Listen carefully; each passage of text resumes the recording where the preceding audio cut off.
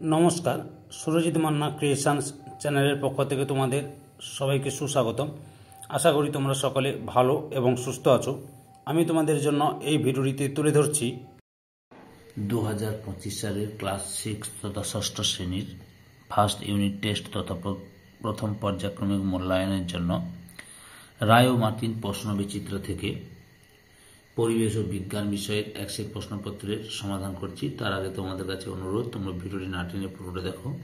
ভিডিওটি কেমন লাগলো কমেন্ট করে জানিও, ভিডিওটিতে লাইক দাও এবং শেয়ার করো, এবং চ্যানেলটিতে নতুন হলে চ্যানেলটিকে সাবস্ক্রাইব করে চ্যানেলের সঙ্গে যুক্ত হয়ে যাও। আলোচনা শুরু করছি। 4 নম্বর model set Contai high school HS এবং মেদিনীপুর কলেজিয়েট স্কুল, এই দুটি স্কুলের প্রশ্নপত্র সেটটি আলোচনা করছি। একের দাগে সঠিক উত্তরটি নির্বাচন করে লিখো যে কোনো 6টি। 1 নম্বরে প্রদত্ত কোনটি একটি অপর্যাবৃত্ত ঘটনা? অপশান বিতে সুনামি। 2 নম্বরে একটি রাসায়নিক সার হলো? অপশান বিতে ডিএপি। 3 নম্বরে একটি একমুখী ভৌত পরিবর্তনের উদাহরণ হলো? অপশান সিতে কাঁচের ফুলদানি ভেঙে যাওয়া। 4 নম্বরে কার্বন টেট্রাক্লোরাইডের রাসায়নিক সংকেত হলো? অপশান বিতে CCl4। 5 নম্বরে সোনার চিহ্ন হলো? অপশান ডিতে AU। 6 নম্বরে একটি তরল ধাতুর নাম লেখো? অপশান বিতে পারদ। 7 নম্বরে পরিশ্রাবণ প্রক্রিয়া ফিল্টার কাগজের উপর পড়ে থাকা কঠিন পদার্থটি হলো? অপশান বিতে অবশেষ। 2 নম্বরে শূন্যস্থান পূরণ করো। প্রথমে রয়েছে সোডিয়াম মৌলটির চিহ্ন হলো Na। 2 নম্বরে ম্যালাথিয়ন এবং কার্বারিল হলো এক প্রকার ড্যাশ রাসায়নিক কীটনাশক। এরপরে 3 দাগে লক্ষ্য করো, নিজের প্রশ্নগুলি অতি সংক্ষিপ্ত উত্তর দাও। প্রথমে রয়েছে একটি উদাহরণ দাও যেখানে ভৌত ও রাসায়নিক পরিবর্তন উভয় সংঘটিত হিমবাহের গলন। 2 নম্বরে সোডা ওয়াটারের দ্রাব্য ও দ্রাবক কী কী? সোডা ওয়াটারের দ্রাব্য হচ্ছে সোডা, যেটা কার্বন ডাইঅক্সাইড,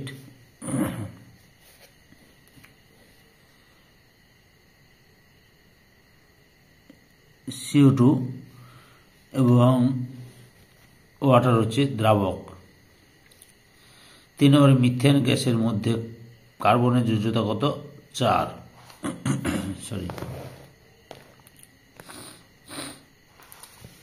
4 নম্বরে স্বচ্ছ চুন জলকে বাতাসে কোন গ্যাসে ঘোলা করে?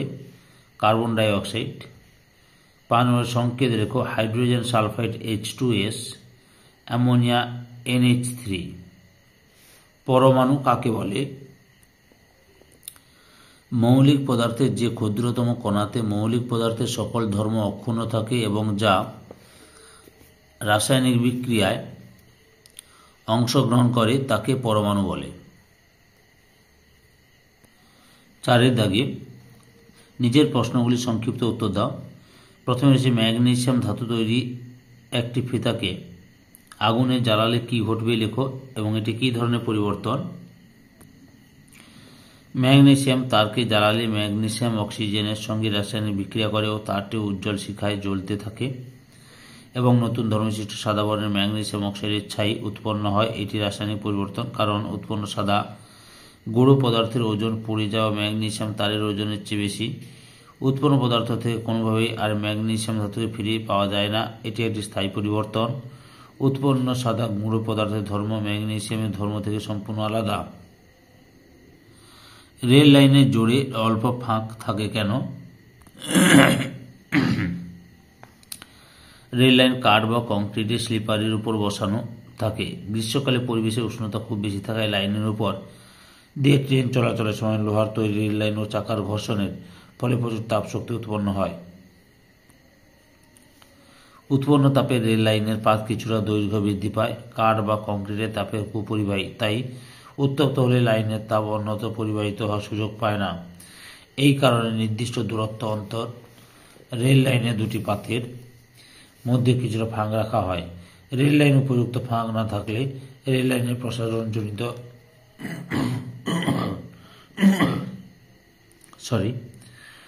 বলের জন্য লাইন বেঁকে মাটি ছেড়ে উপরে উঠে পড়ত, ফলে দুর্ঘটনা ঘটত।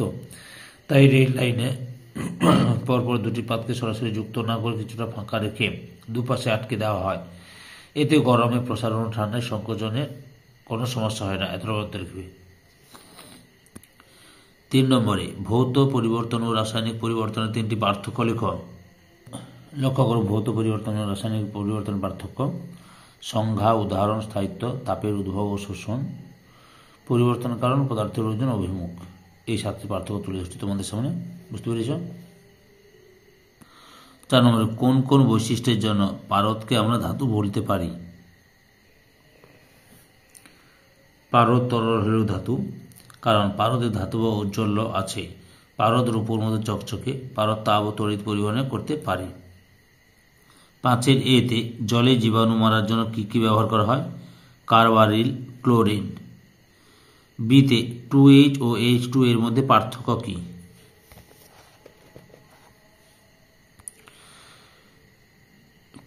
H বলতে দুটি পৃথক হাইড্রোজেন পরমাণুকে বোঝায়, আর H2 বলতে হাইড্রোজেনের একটি অণুকে বোঝায় যা দুটি হাইড্রোজেন পরমাণু নিয়ে গঠিত। এবার লাইফ সায়েন্সের বিভাগটি লক্ষ্য করো। 1 থেকে সঠিক উত্তরটি নির্বাচন করে লেখো। 1 নম্বরে দইতে উপস্থিত ল্যাক্টোব্যাসিলাস হলো এক প্রকার, অপশান বিতে ব্যাকটেরিয়া। 2 নম্বরে এরিথ্রোমাইসিন নামক ওষুধটি পাওয়া যায়, অপশান এতে ব্যাকটেরিয়া থেকে। এরপরে কি রয়েছে লক্ষ্য করো। 2 দাগে শূন্য স্থান পূরণ করো। 1 নম্বরে কুইনাইন ড্যাশ রোগের ওষুধ হিসেবে ব্যবহৃত হয়, ম্যালেরিয়া। 2 নম্বরে আমাশয় রোগের জীবাণুটি আমাদের দেহের ড্যাশ অঙ্গে বাসা বাঁধে, অন্ত্রে বাসা বাঁধে। 3 নম্বরে কোন ভিটামিন আমাদের চোখ ভালো রাখতে সাহায্য করে? Vitamin A. 4 নম্বরে বিমানন শব্দটি খুঁজে বার করো। বিমানন শব্দটি হলো এখানে উকুন হবে, উকুন। তারপর কি রয়েছে 5 দাগে 2-3টি বাক্যে উত্তর দাও। 1 নম্বরে পিঁপড়ে ও জাপ পোকা কিভাবে একে অপরের উপর নির্ভরশীল? লক্ষ্য করো, জাপ পোকাদের শর্করা সমৃদ্ধ বর্জ্য পদার্থকে হানি ডিউ বলে। এই হানি ডিউ পিঁপড়েদের উপাদেয় খাদ্য। এই জন্য পিঁপড়েরা জাপ পোকাদের লালন পালন করে, এমনকি শত্রুদের হাত থেকে রক্ষাও করে। এছাড়া জাপ পোকাদের খাদ্য ফুরিয়ে গেলে পিঁপড়েরা জাপ পোকাদের অন্য গাছেও নিয়ে যায়। এই ভিডিওর লাস্ট প্রশ্ন, আমাদের উপকারে লাগে এমন 2টি অণুজীবের নাম ও তাদের একটি করে উপকারিতা লেখো।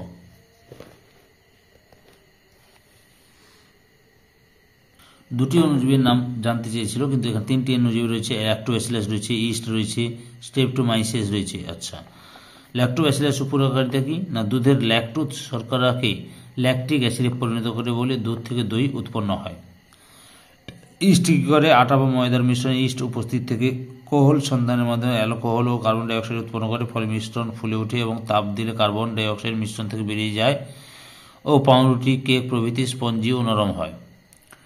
স্ট্রেপ্টোমাইসিস কী হয় কিংবা কী করে? এই ব্যাকটেরিয়ার বিভিন্ন প্রজাতি থেকে প্রায় 50টির বেশি অ্যান্টিবায়োটিক ওষুধ পাওয়া যায়, যেমন স্ট্রেপ্টোমাইসিন, এরিথ্রোমাইসিন প্রভৃতি। সম্পূর্ণ ভিডিওটি দেখে আমার চ্যানেলের পাশে থাকার জন্য তোমাদের সবাইকে অসংখ্য অসংখ্য ধন্যবাদ।